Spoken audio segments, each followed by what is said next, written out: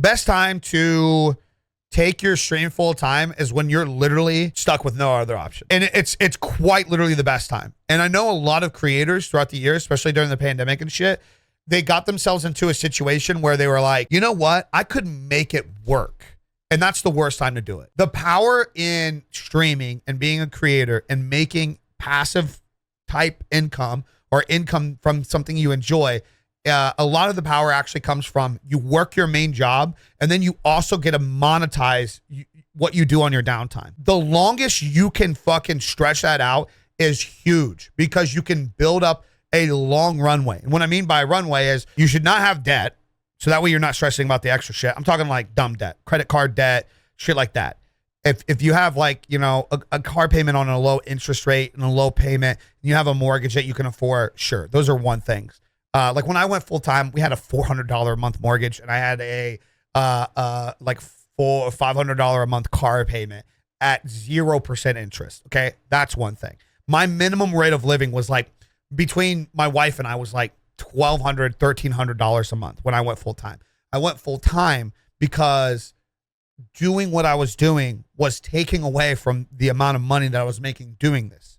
It was the same thing when I went full time with my graphic design business. Once the clients I was signing and the contracts I was signing, once work was getting in the way with it, it was time to go. But I left when I was out of stupid debt and when I had a 3-month runway, meaning I needed to have, so like if your minimum rate of living for gas, groceries, like you just got to add it all up, your phone bill, like everything it costs to just like live in a month. I include savings into that too. Throw $100 a month into savings, whatever it is. Everybody should be saving, by the way. In my opinion, you should have 3 months saved up.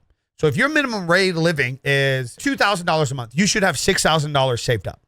Because if something happens, you have a 3-month window to figure your shit out. 3 months is just like, some would say as far as 6 months. Oh, there we go. Nice little Twitch bot. Some would say as far as 6 months. But the reason why I'm very stern on the idea of like, don't go in too deep before you can afford to go in is because, Brent, in this space, you need to love what you do. You have to, man. And if you notoriously, every creator that I've seen full send it based off of dime and nickeling, trying to make it work, trying to stretch it out, they almost notoriously fail. Because the second they transition and they don't have that job, it instantly goes from I get to do this to I have to do this. And the second you go from I get to do this to I have to do this, it changes everything. It changes the momentum. It changes the vibe. It changes the anxiety. It changes so much. And I know a lot of people might be in a place where like maybe you hate your job and the idea of doing this sounds so fun and you just want to fast forward it to that. There's no worse feeling in the world than taking the L to this and having to go back to do the thing. A lot of people don't know this. I did that. I had to do that. My first ever YouTube channel, I was making Call of Duty montages back in 2010. By 2012, I had a channel that was doing relatively good. I got a couple sponsors and I was making like $800 a month. And I said, and I lived with my parents. I was like, fuck it, I can make this work. So I went full time. I went full time doing YouTube and shit. And like some designs on the side. Like just to make like extra ends meet and shit. And it didn't work. It like clearly didn't work. So I had to get my job back like a year later. So then what I did was I made a plan. I made a real fucking plan. I said, okay, I'm going to become like focus on graphic design. That's where the money making is. I'm going to build a website. I'm going to build long-term customers. I'm going to do 12-month contracts. I'm going to figure this out and I'm going to grow my brand to X amount. And I'm going to create a 3-month runway. Well, also too, I was like, I'm going to move out of my fucking house. I'm going to move out of my parents' house. I got to get my shit together. Got to get my life together. Moved out of the house and I said, this is what I'm going to do till I get to a certain point. By January 2015, I knew it was time for me to leave my job because I signed a huge client that like their monthly payment was what I was making monthly at that gig. And they called me on a Thursday and they're like, hey, we're updating a forum right now. We need these out by tomorrow for this event. And when I had to call in work and say, I can't come in today. And they're like, we need you to come in today. And I'm like, no, you don't understand.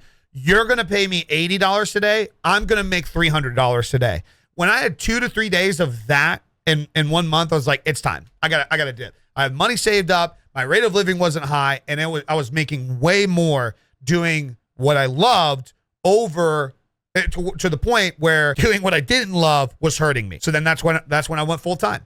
And throughout the years, every transition that I've made, I started doing photo and video work, added that to my arsenal. I didn't start taking that serious until it was making me a lot more money. I focused on graphic design. For like a 2-year gap, I focused on video, photo, and design and everything until 2018, to where my Twitch stream, again, streaming was making me so much money that I was burning out, hustling everything. I got a very big creative job at Tiger Fitness for video, photo, and design. And then streaming was doing like slightly well. And then Blackout came out and like stream just ramped up. And then like sponsorships came and shit. And that's when I worked with Asus. Dude, thinking about this, it's insane. I would get up every morning, 6 o'clock, 2 to 3 days a week. I would commute 2 hours to be in office at the location, record shit all day. I'd be there for 8 hours. I'd come home. And even the days that I didn't do that, I would work, 6-8 hour doing designs from Big E Designs, doing the work for Tiger Fitness. Somehow I was streaming 8 to fucking 10 hours a day. Every fucking day. I was going to bed at like 2 in the morning, waking up 6 every day. Obviously not the best thing for me. Obviously not healthy. When it got to the point where I'm like, okay, this is just too much. Twitch is just making me so much more. Sponsors is making me so much more. I got to dip. That's what I did. And then we picked up our life and moved down to Charlotte. Now it's 2025 and here we are. And it's not always been perfect, Brent, but every year I manage to scale more. I do better. Even through all the ups and downs. Maybe YouTube starts slacking. I pick up slack on something else. If something happened to me, God forbid, tomorrow, I'm good for months. You know what I mean? And I think always having that as a creator is super important. I think the best time to answer your question, the best time to take it full time is when you have no other option. And you'll know. And I think a lot of people right now, they're not even close. And and you know when you're not close neither. I know when you start to justify it and you start daydreaming, you're like, come on, man. And I know that feeling, gang. It's gut-wrenching, man. I remember exactly what it was like working in that shop every day thinking, I got to get out of here at any cost, man. I'm done with this shit. And I'm just like, just one more day. Just at least finish the day. At least finish the day. You got to keep up with it. And you got to use that and I think also sticking with it, I genuinely believe sticking with it and using that as fuel is super important. Every day that you hate your job, you should, I didn't come home and chill. I stopped going out to bars. I stopped drinking. I got my health under control like the first year that I did all this. Like the second you start taking everything serious because you don't like the alternative option, it just changes so much. So I just use everything as fuel, brother. That is an insane point. I didn't even read that. Jess said once you have a sub goal to pay bills, it's time to reevaluate. Yeah, you don't want to get into that point. I feel like, listen, I'm not judging too many creators, but I guess secretly I am. I see motherfuckers out here have to like stress about having to get subs to pay their bills, or they won't make it that month, or people will have to do subathons to make ends meet. Guys, that's not a way to be a successful creator, guys. That's not healthy.